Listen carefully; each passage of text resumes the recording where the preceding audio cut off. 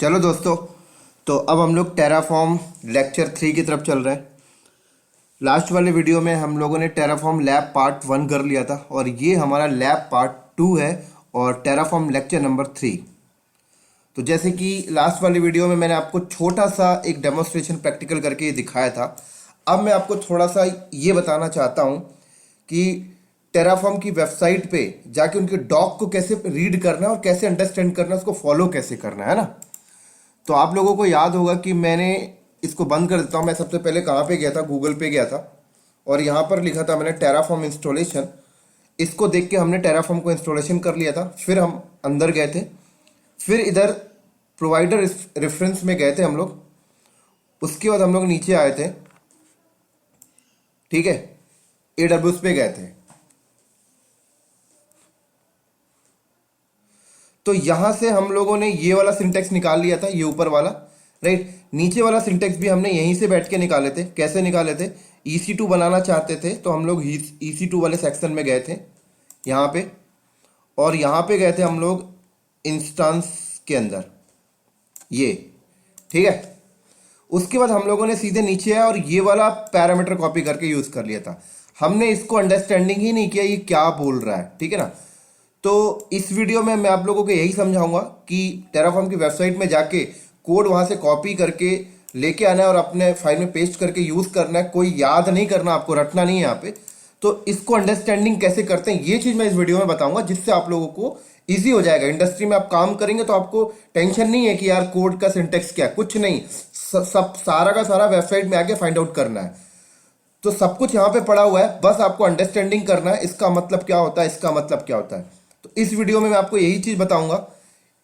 इसी कोड को कॉपी करके मैं चला के दिखाऊंगा और इसका मतलब क्या, यही चीज बताऊंगा। जब हम लोग एक्सपर्ट हो जाएंगे तब हम लोग अंदर खुद से फाइल पे लिखा करेंगे। अभी हम लोग इनको कॉपी करते हैं एज इट इज, ठीक है। चलो, तो ये तो आपको पता है प्रोवाइडर AWS और ये रीजन, यहाँ पे एक्सेस की सीक्रेट किया गया, राइट। ये चीज समझो यहाँ पर ये क्या बोल रहा है ना। तो एक काम करता हूं मैं, ये पूरा का पूरा यहां से उठाया मैंने, पूरा इसको ऐसे कॉपी करता हूं, फिर समझाता हूं। ये चीज मैं यहाँ पे छोड़ दे रहा हूं। क्यों छोड़ रहा हूं? क्योंकि अगर मैं अपनी फाइल में आऊं तो मैंने पहले से डिफाइन कर रखा है, ये तो सेम ही रहेगा एक प्रकार से, है ना।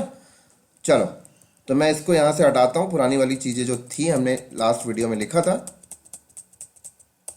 ये मैंने यहां पर किया पेस्ट। सॉरी, दोबारा हो गई।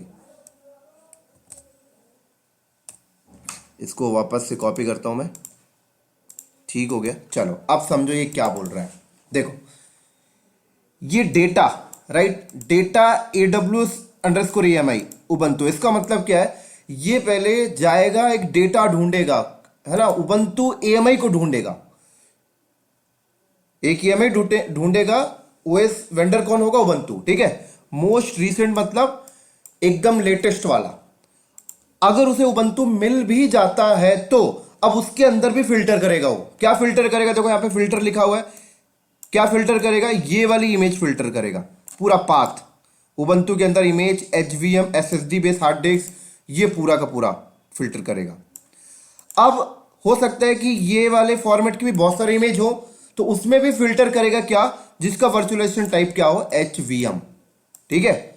उसके बाद ये जो फिल्टर कर रहा है, ये इस ऑनर की इमेज को फिल्टर करेगा। ये किसी बंदे ने इमेज बना के AWS में अपलोड किया होगा, तो ये ऑनर ID है ना। अगर आपको देखना चाहते हो तो देखो, ऐसे दिखाता हूं। ये ऑनर ID मैं यहां से कॉपी किया, यहां पे चलता हूं, दिखाता हूं अभी मैं आपको। देखो, जब आप इंस्टेंस लॉन्च करते हो ना,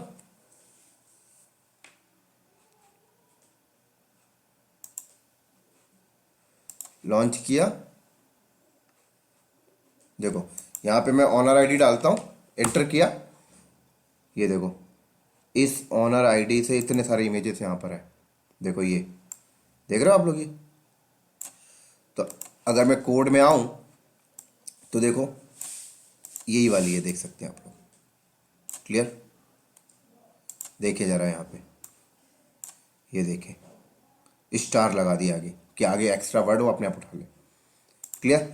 तो ये देखो, है ना, ये देखो, ये हैज लगा के नाम दे सकते हो आप ना, कोई मैसेज पास करना चाहते हो, जैसे ये रिसोर्सेस क्या कर रहा है, ऊपर कुछ मैसेज पास करना चाहते हो, हैज लगा के आप लिख सकते हो, कोई प्रॉब्लम नहीं। ठीक है, अब नीचे क्या कर रहा है, अगला रिसोर्स बना रहा है AWS अंडरस्कोर इंस्टांस, नाम क्या रख रहा है, वेब AMI। अब देखो यहां पर AMI आईडी इसने नहीं डाला, इसने क्या डाला पता है, इसने एक पैरामीटर पास किया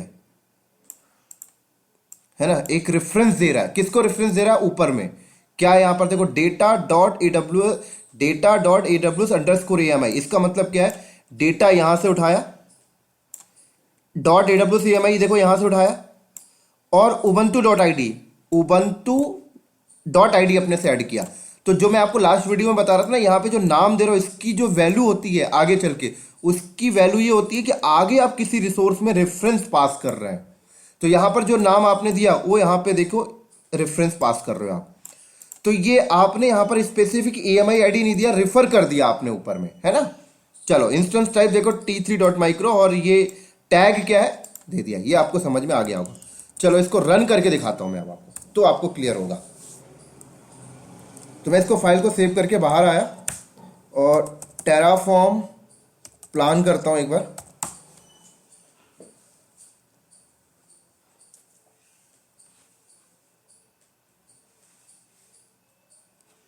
डन, देखो सारी चीज़ आप पढ़ सकते हो क्या क्या रिसोर्सेस बनाएगा। अब मैं यहाँ पे टेराफॉर्म अप्लाई करता हूँ।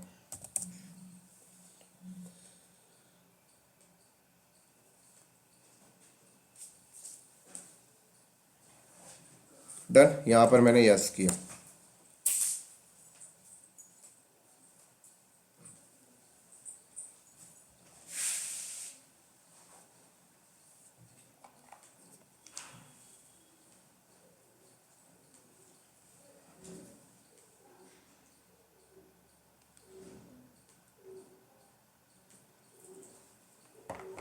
डन हो गया। चलो देखते हैं हम लोग यहाँ पर EC2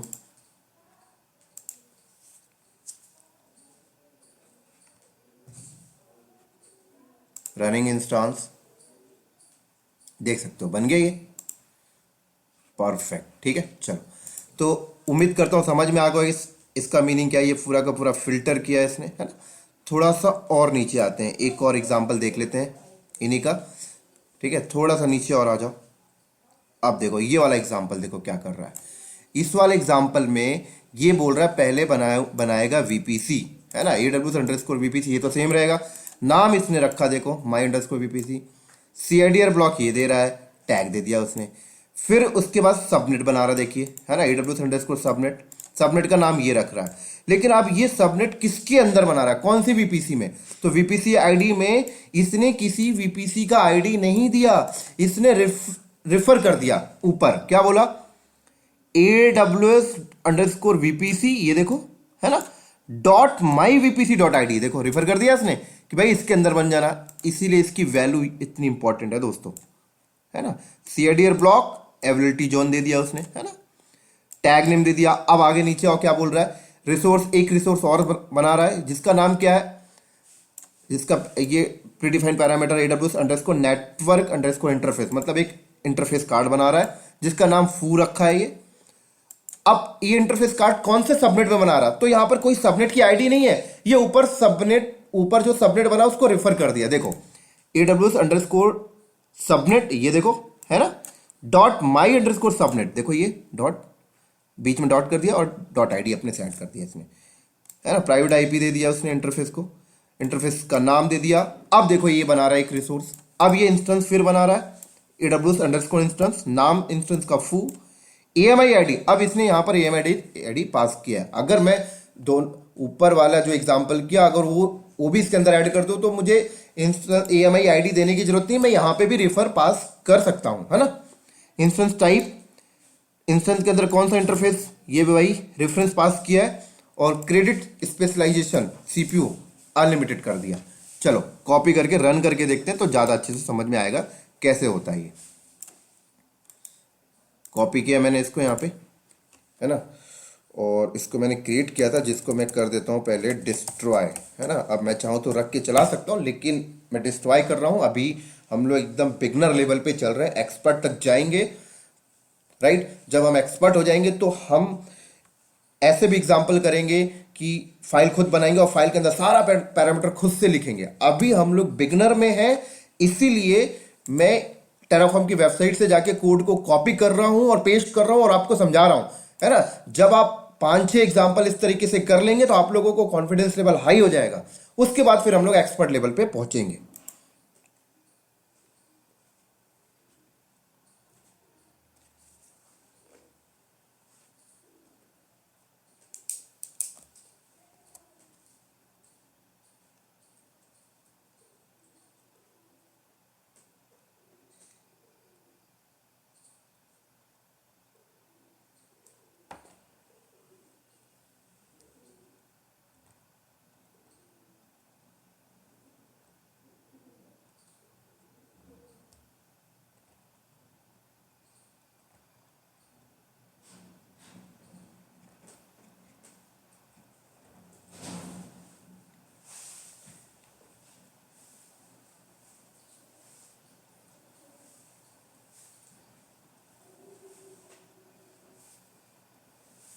डन। चलो ओपन करते हैं अपनी फाइल को। सेम फाइल में ये रिमूव कर लेता हूं मैं सारी चीजें।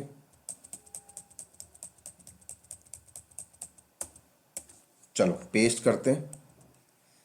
एक बार और समझा देता हूं, है ना, कंफ्यूजन नहीं होने का। क्या कर रहा है ये, एक रिसोर्स बनाएगा जिसका नाम रखेगा AWS_VPC, सॉरी AWS_VPC, ये प्री डिफाइन पैरामीटर ये नाम रख रहा है, ठीक है ना। CADR ब्लॉक टैग दे दिया उसने, है ना। अगला रिसोर्स क्या बना रहा है, सबनेट, नाम क्या रखा है ये। अब ये सबनेट किस VPC के अंदर बना रहा, तो यहां पर इसने किसी भी VPC एग्जिस्टिंग VPC के आईडी को यहां पे लाके नहीं रखा। इसने बोला ऊपर वाले रिसोर्स में जो VPC बना है उसके अंदर बनाइए, तो इसने रेफरेंस पास किया है ना, पूरा का पूरा। कैसे, AWS_VPC डॉट my_VPC, जो यहां पे दोगे वहीं पे डॉट ID ऐड कर दिया। अवेलेबिलिटी जोन, इस जोन के अंदर बना रहा, ये CADR ब्लॉक है ना। तो मैं यहाँ पे अवेलेबिलिटी जोन अभी चेंज कर देता हूँ, क्योंकि प्रोवाइडर मैंने ऊपर रीजन ये दिया है और ये डिफरेंट रीजन का जोन है, तो चलेगा तो मुझे एरर दे देगा। तो मैं सेम, मतलब जो यहाँ पे रीजन दिया है इसी रीजन का जोन दे देता हूँ, है ना, मेरे को दिक्कत ना हो। तो मेरे को याद है US east -1A northern Virginia region का जोन ये है, 1A 1EF ऐसे होता है, राइट। ऐसे यहाँ पे टैग हो गया। इसी तरीके से अगला रिसोर्स क्या कर रहा है, एक नेटवर्क इंटरफेस कार्ड बना रहा है जिसका नाम ये रखेगा। इस नेटवर्क इंटरफेस कार्ड को कहाँ बनाएगा, ऊपर जो सबनेट बनाया उसके अंदर बनाएगा। यहाँ पे रेफरेंस पास किया, उस नेटवर्क इंटरफेस कार्ड में प्राइवेट IP ये दे दिया इसने, है ना, टैग ये दे दिया।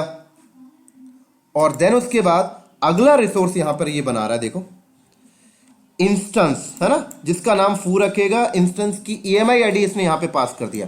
अब हमें नहीं पता ये कौन सी EMI ID है, तो मैं अपने नॉर्दर्न वर्जीनिया के अंदर जाके EMI ID को यहां पे डालता हूं, नहीं तो बाद में एरर देगा मुझे, है ना। तो चला मैं यहां पर लॉन्च किया, ये EMI ID मैंने यहां से कॉपी कर लेना है। मैंने इसको यहां से कॉपी किया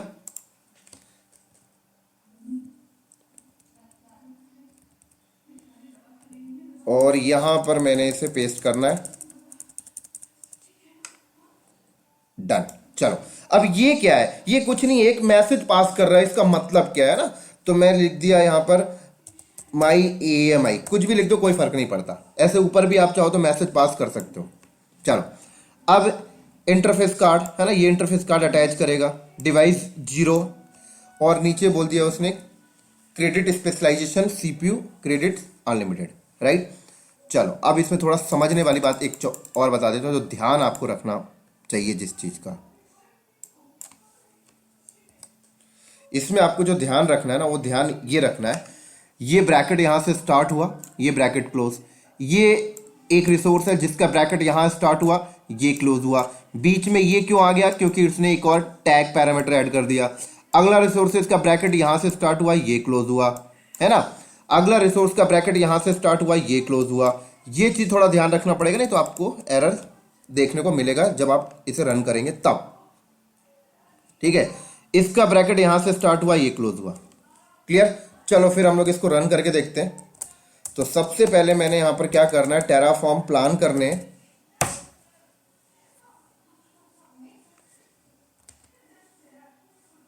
डन।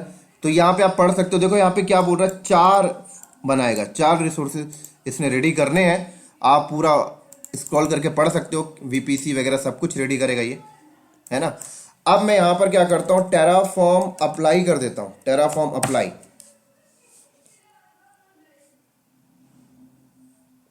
और उसके बाद यहां पर मैंने किया यस।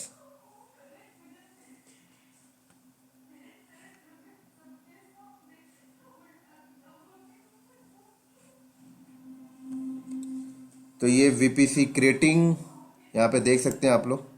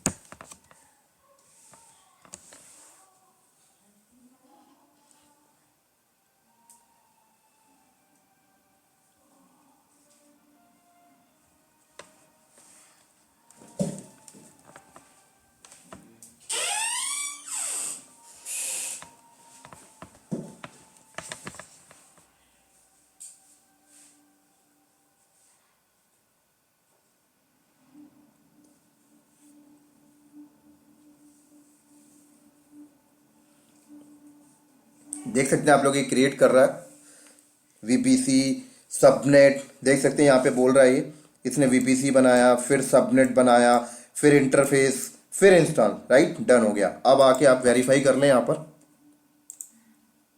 तो EC2 में गया मैं,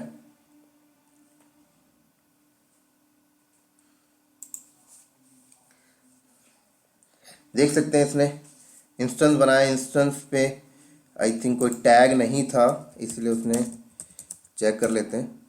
हाँ, इंस्टेंस में हमने कोई टैग नहीं दिया, इंस्टेंस के पैरामीटर में तो कोई टैग यहाँ पे नहीं हुआ। जरा आप अगर वीपीसी देखें, वीपीसी इसने बनाया,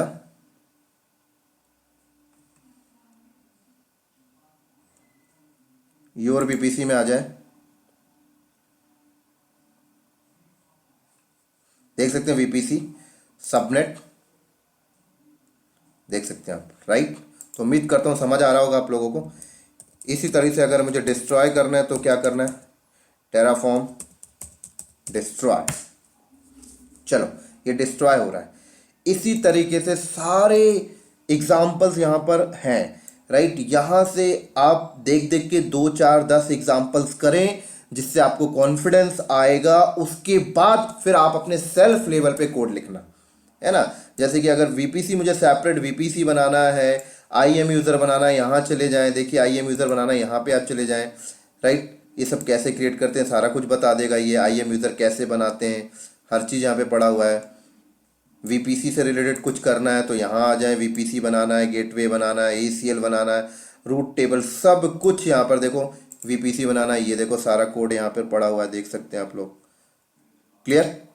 तो आगे मैं बताऊंगा इनको सारी चीज़ें, आगे भी चल के हम लोग करेंगे इससे।